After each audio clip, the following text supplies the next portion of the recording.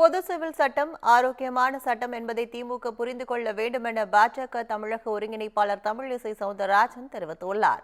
சென்னை விமான நிலையத்தில் செய்தியாளர்களிடம் பேசிய அவர், தமிழ்நாட்டில் எதற்கெடுத்தாலும் எதிர்வினையாற்றி வருவதாக குற்றம் சாட்டினார்.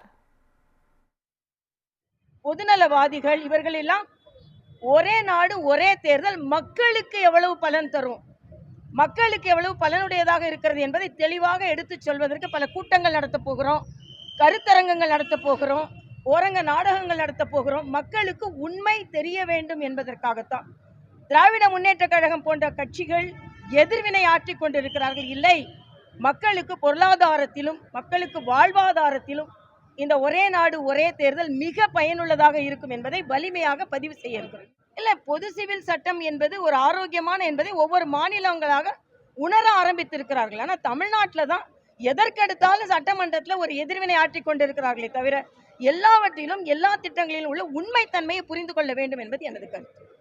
இல்லை, நாங்கள் ஏற்கனவே சொன்னதான், நாங்கள் அண்ணன் ஸ்டாலின்டே கேட்டோம், ஒரு துணை முதலமைச்சரையாவது பட்டியலின சகோதரர்கள் இப்போ கொடுத்தா என்ன அப்படின்னு கேட்டோம். ஆனால் திருமாவளவன் கேட்க மாட்டார், நாங்கள் கேட்டுக்கொண்டு இருக்கிறோம்.